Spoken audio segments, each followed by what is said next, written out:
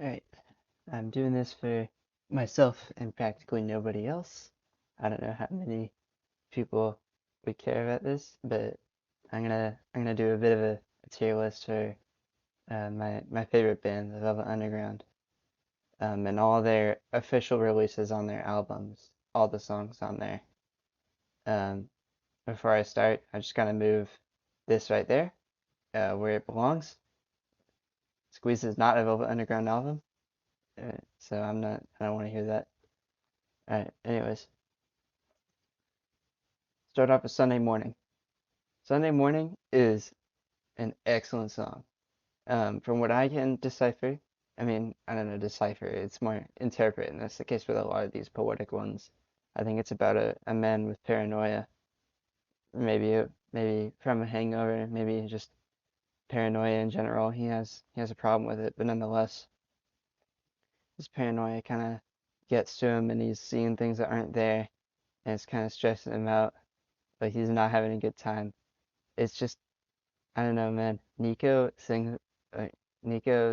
background vocals in this, but just like Lou Reed singing is like something else. I can't believe he actually got his voice up that high. But yeah, honestly, this to me is an easy S tier.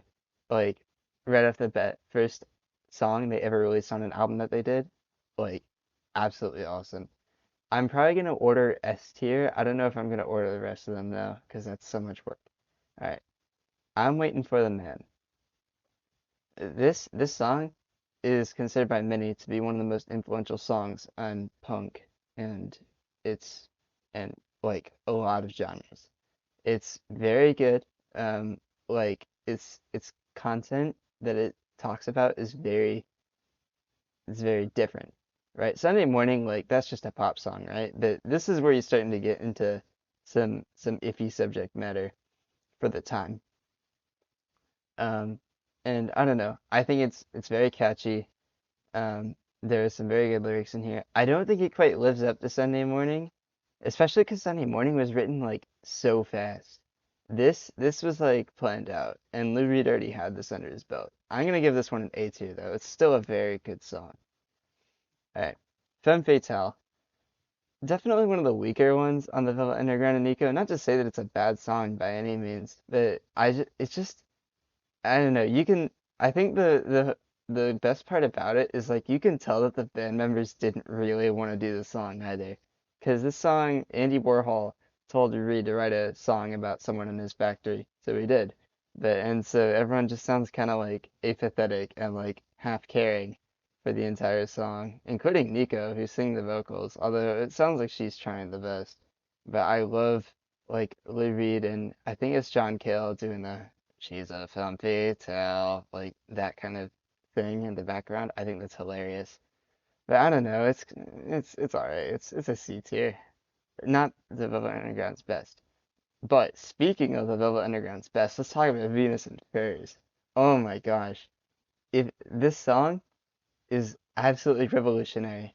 Like nothing before it came out. You're not gonna find this thing being influenced by anything. Like it's not very often that we get a song that's so different with John Cale's um, viola tuned with guitar strings and stuff like that. It was out of the blue. It's about sadomasochism. It's named after the novella about a man who gets pleasure from his girl beating him up a little bit. This is just such a fantastic song, and it's so hard. Like, I don't know if we're gonna get anything this revolutionary for quite some time. This is definitely an S tier, above Sunday Morning, I think. All right, Run Run Run. This is kind of like Femme Fatale, where like, I mean, what I appreciate about Run Run Run is that how fast it was written, um, considering how long it is. Um, it, it's got some cool little characters, Teenage Mary, Uncle Dave. All that. It's kind of like I'm waiting for the man, but like less personal, kind of thing. It's just telling the story of people getting their drugs rather than like putting you into the perspective. But this was written on the back of a napkin or an envelope or something like that. After Lou Reed got the idea, so that's cool and all. I'll give this one a C tier as well.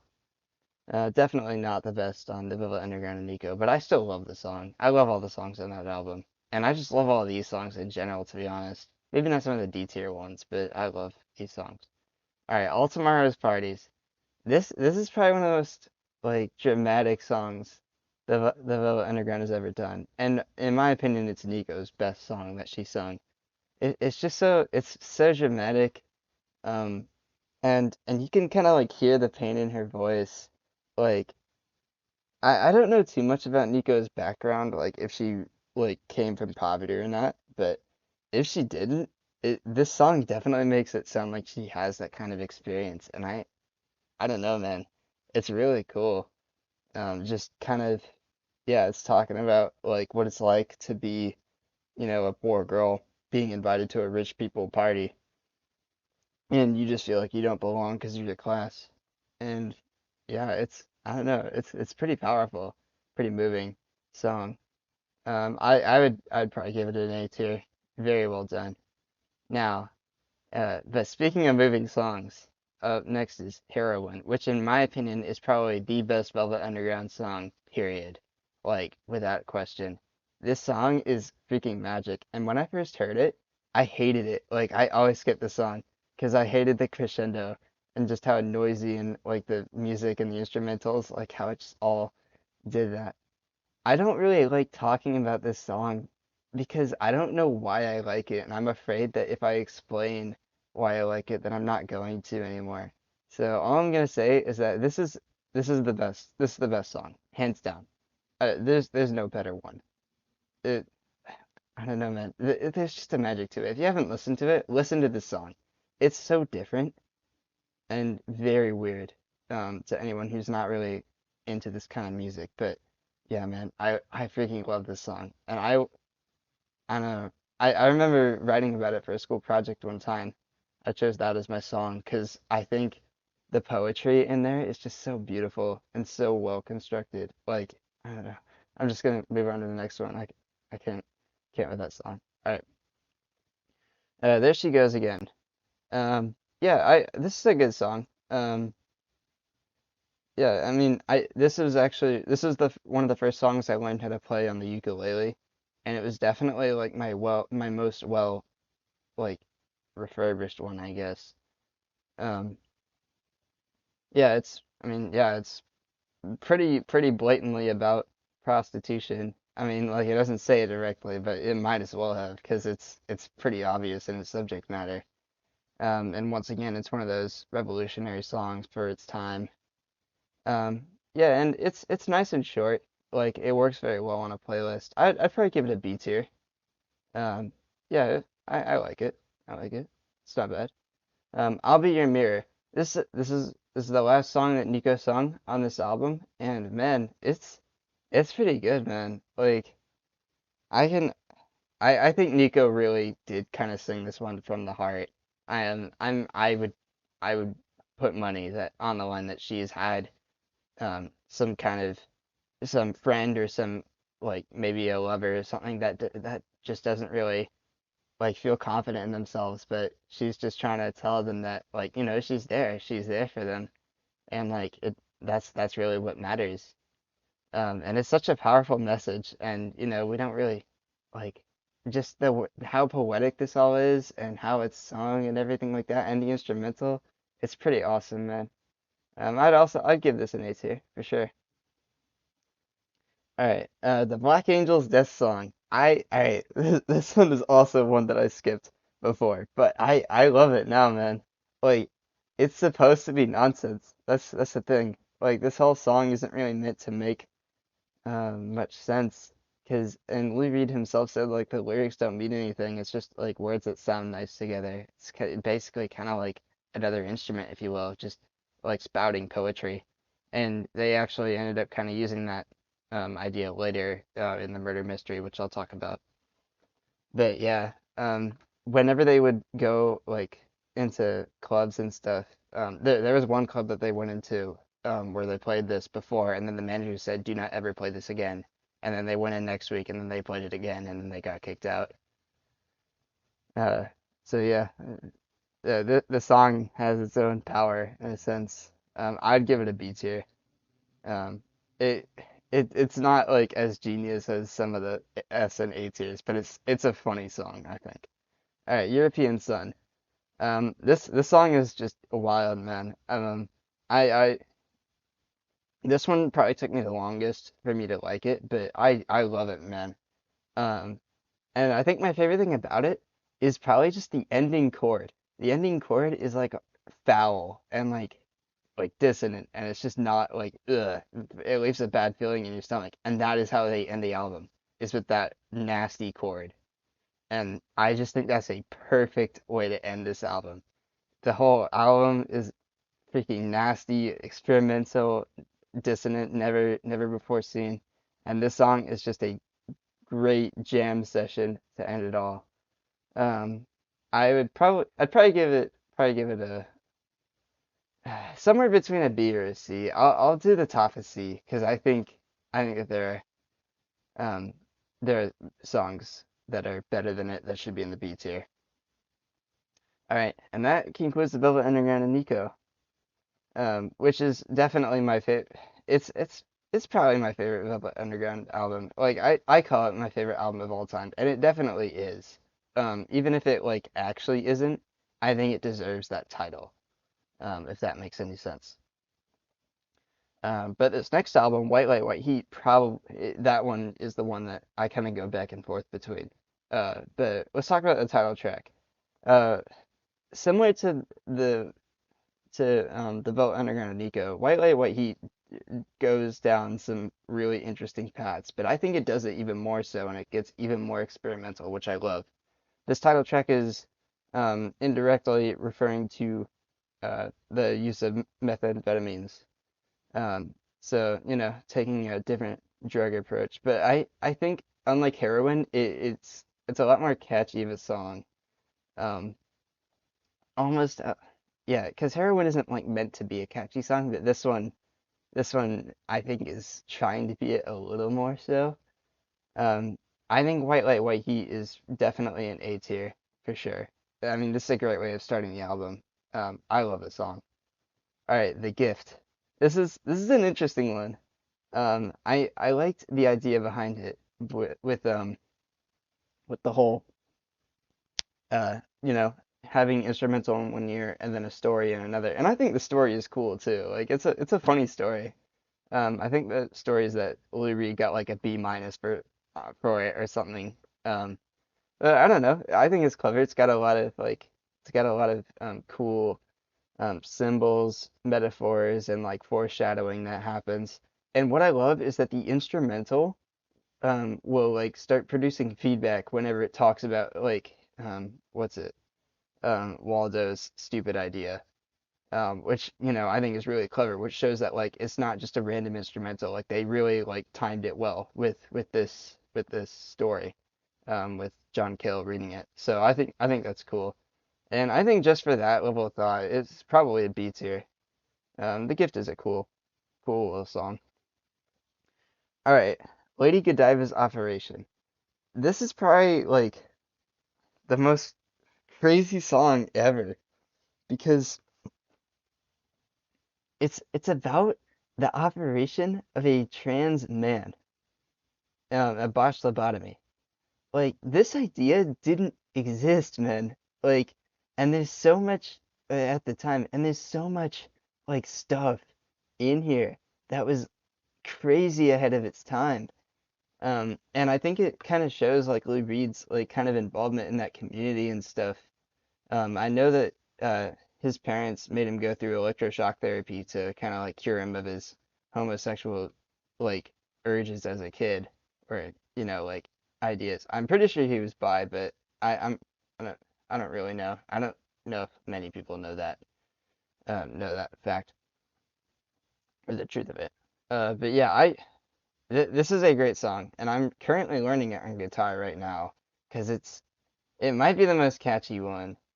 Um, For me, Lady Godiva's Operation is probably at the bottom of S tier, but it is still an S tier nonetheless. That is a great song, and I think it really gets overlooked by some other songs that are on, this record. All right, here she comes now. This one is okay. I mean, it's kind of like a breather on this album. It's just a pop song. That's all it is. I'm pretty sure it's about Lee Reed's guitar, which is a weird thing to talk about, especially considering like the rest of this album is so crazy and like outlandish, and then you just have this one, and I don't know, it's just it's different. It kind of like I don't want to say it kills the tone of the album, but it just doesn't really have the same oomph as the rest of the songs do. So I don't know. I'd give it a C tier. Like it's a nice song, I guess, but probably only on its own. Inside the record itself, it isn't really that like it doesn't really work. I think it would work better in the self-titled album. All right, I heard her call my name. This is probably the first ever noise rock song, like ever, from what I understand. This was one of the first, if not the first. I don't know. It's really cool. The subject matter is kind of simple, and the lyrics are kind of simple too. It's kind of repetitive, but I like the instrumental. It's really, really creative. I like what they were doing with the use of feedback and some dissonant chords. I think it was kind of like a really good predecessor to Sister Ray, like a good way of introducing it. And for that, like I think it's a B tier for sure. Um, yeah, I wouldn't argue about that. But now it's time to talk about Sister Ray, which is definitely the best track on that album. It's a 17-minute long jam session, and oh my gosh, it gets better every time I listen to it, man. It, it's basically got like everything in this album. You get a story like in the gift, like it's not a real story, but it's a narrative that you're following. But you also have like the drug use from White Light, White Heat, and you also have um like the some transgender people um in Lady Godiva's operation. You basically got all of that. Uh, Fun fact, Sister Ray was the to first ever rock song to explicitly mention oral sex. So now you know. I think this is definitely an S tier. Might be my second favorite Velvet Underground song, probably. It's really good, man. And honestly, if you want to know what the Velvet Underground is all about, listen to that one song. You got the gist. That is them right there. Just like pure poetry and passion, all spilled out. All right, and that's the end of White Light, White Heat, the record. Now it's time to talk about um, the self-titled album, um, The Velvet Underground. All right, so first off, we have Candy Says. Candy Says is incredible, man. This is one of the best album openers of all time, period. It's such a sad and melancholic song about a trans woman, Candy, who just isn't content with her body, her life. She just doesn't feel like she belongs. And I don't know, it's a pretty heartbreaking song. Very well sung, very well composed. I liked all the instrumentals about it. I think it's definitely an A tier. I really love Candy Says. All right, next we got What Goes On. So this song I think is a lot better in the live versions because it sounds more like a jam session. The instrumental goes freaking hard. This is probably I don't want to. This might be the most catchy Velvet Underground song, I think. It's I don't know, man. I love it. This is like one of those ones that you kind of like put on in the background. Like it's not white noise, but it's like yeah. I I apologize that I can't describe a lot of these. Like a lot of these songs mean so much to me, and so putting it into words is kind of hard. Um, but yeah, I'll just say it. Like this is also an easy A tier, and it probably borders on S a little bit, but I think that there's a there, this record does get better. All right, Some Kind of Love. Um, this one's kind of okay, to be honest. It's eh. I think what I get out of it is that um when you're drunk you kind of contemplate a little bit. But again, it's not very relatable to me, me being 18. So I don't know. It's good. It's good. I think it sends a good message, I guess. Um, Taking the perspective of, you know, someone who is a little bigoted and kind of like, they're bigoted towards gay people and gay rights. So yeah, it was a good message for its time, but I don't know. I think that's kind of what saves it. It's okay for me. I don't like the cowbell. That's kind of one of the other things that throws me off. Pale Blue Eyes. All right, this is a great, great, great, great song, and probably the first S tier of this record. It's such a passionate song. That's what this record really does well, is passion and like just anguish that things can't go your way, and that things just aren't right for you. I think that's what a lot of this record is, in a sense. And Pale Blue Eyes is just everything. It's about a man who is in love with a woman, but cannot marry or fall in love with, like, cannot marry her or date her or anything like that because she's already married.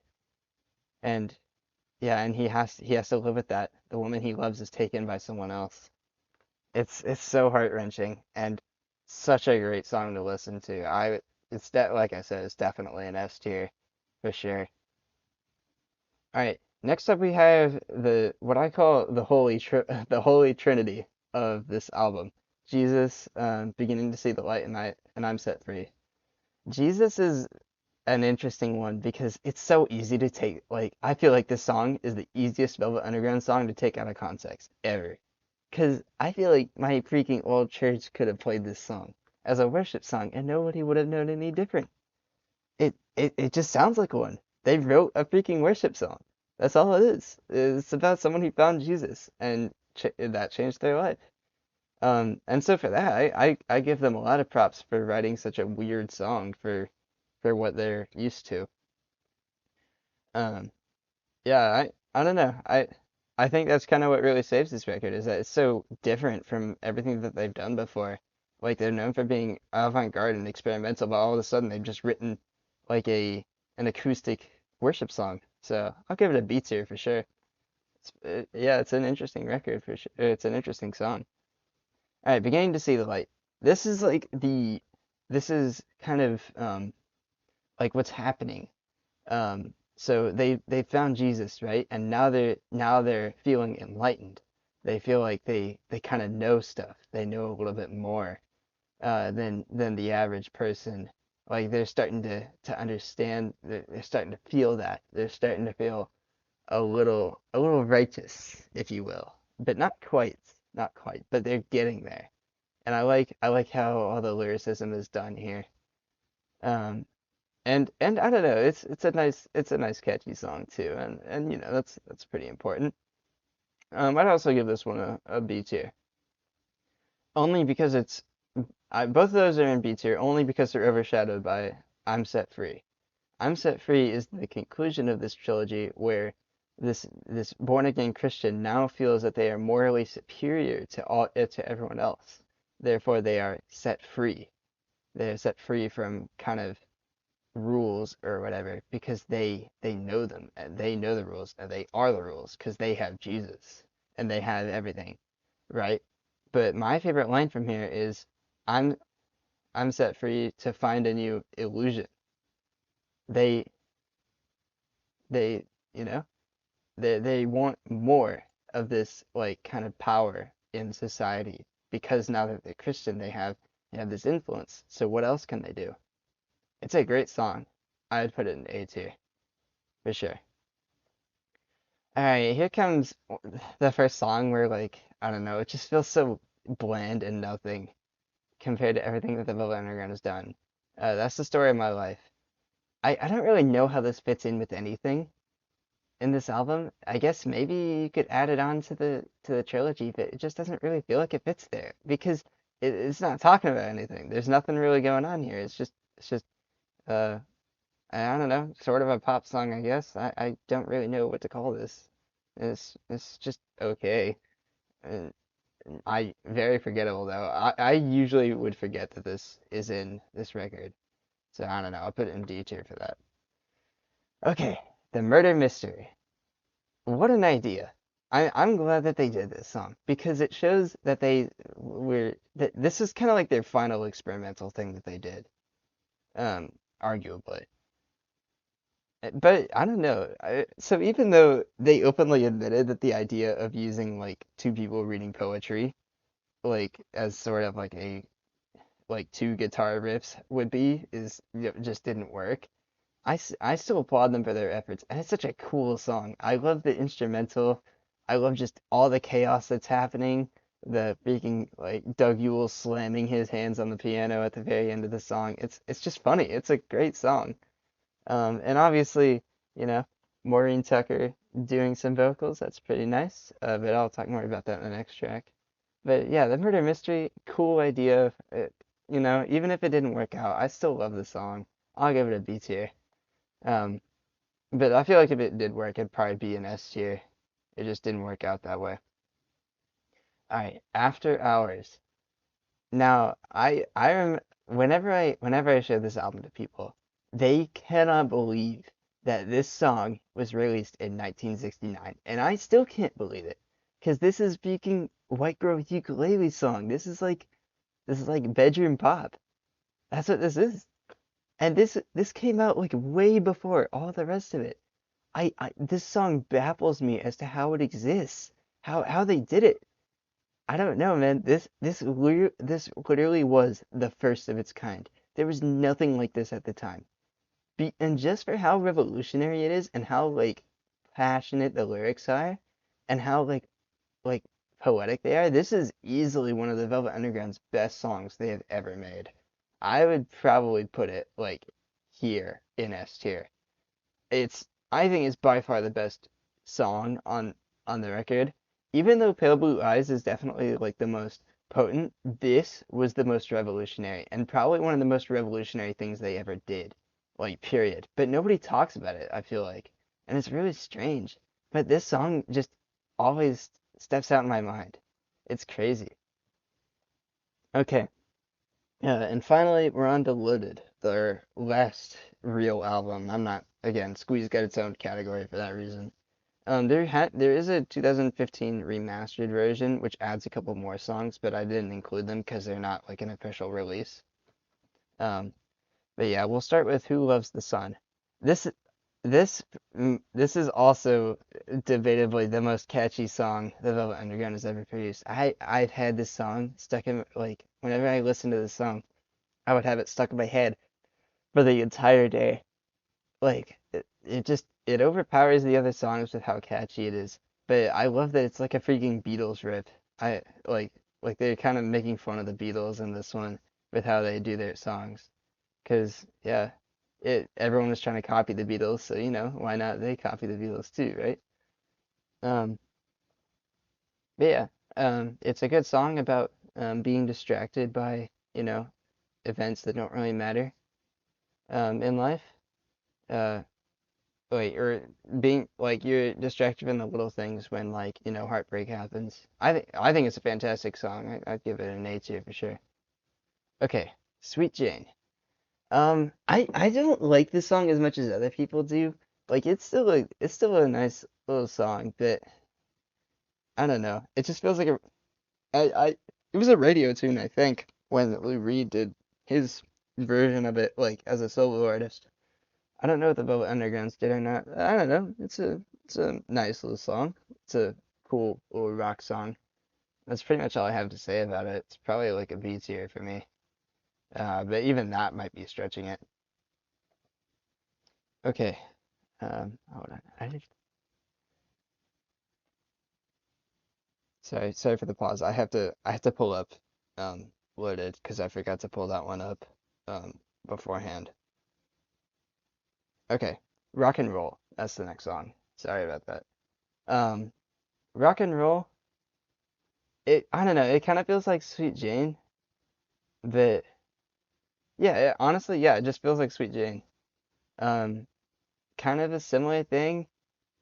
Um, but this one's following a different girl who discovers rock music and kind of, jams out to it. Um, yeah, I don't know. It's okay. I'd probably put it in C tier. Yeah, I don't know. A lot of the songs on this record are a little more forgettable than the others, and this is just one of them, I think. Um, Cool It Down is another one of those, like, kind of forgettable ones. The only reason why I remember this one is because there's a sign where I work where, like, if you have a vegetable out of the right place, then you gotta cool it down. And so it always makes me think of this song, but that's about it. Um, I don't think that's a reason to put it any higher than D tier, just for how forgettable it is, I think, and how little it's really doing. I don't know. Yeah, that's just what I think. All right, New Age. New Age is awesome, awesome, awesome song. Might be the best on the record. It probably is, but it's between two, but this one definitely has its case for being the best. Um, it's, I mean, yeah, it actually it goes into freaking stan culture for a little bit. Uh, Actually, yeah, that is kind of what the song is about. It's about, a stan of this fat blonde actress, and he kind of stalks her a little bit and like fantasizes about being with her. Um, but she's she keeps telling him that he's over the hill right now for even imagining such a thing. I don't know. I really like it. This one just always gives me the chills. Uh, with the "You're Over the Hill Right Now" section, it's awesome. That's an S tier for sure. Probably, yeah, it should be exactly there in S tier, I think. All right, head held high. Um, Again, another forgettable song. Um, Sounds very similar to Cool It Down, I think, with how it kind of, how Lou Reed is a little aggressive with his lyrics, and I just don't really think the lyrics are really saying very much. Um, so yeah, I'd probably put it in D tier.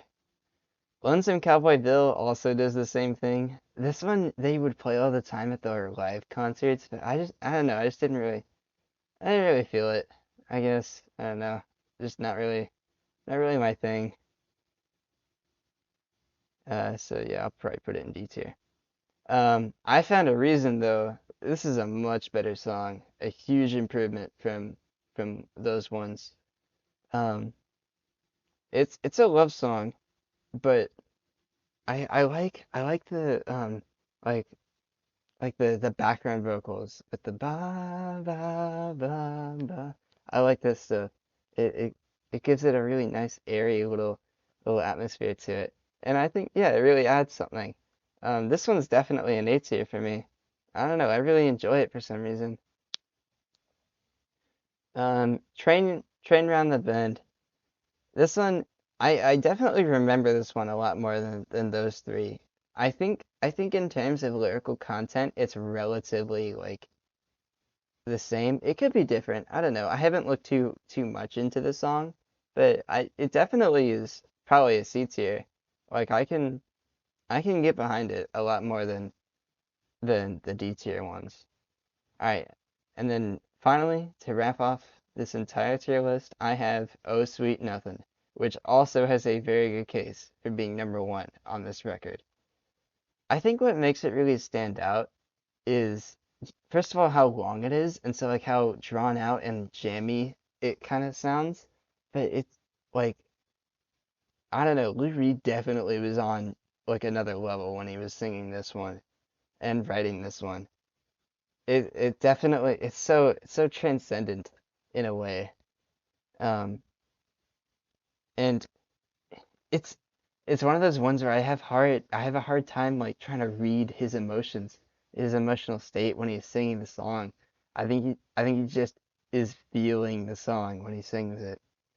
Um, and really just for all that, just the aura and atmosphere that the song creates, I think it's an S tier. Probably tied with new age. Maybe actually no, I'll put it lower. 'Cause I think New Age's content was a lot more revolutionary and stuff. All right, there we go. That is my Velvet Underground tier list for every song that has been on their official albums, except I just lumped all Squeeze together because that's what it deserves. Thank you for watching. Um, Let me know if you like this idea, and I might do this for a different band. But it might take me a little bit longer because I'm a lot more well versed in this band versus like literally anyone else. All right, see you guys later.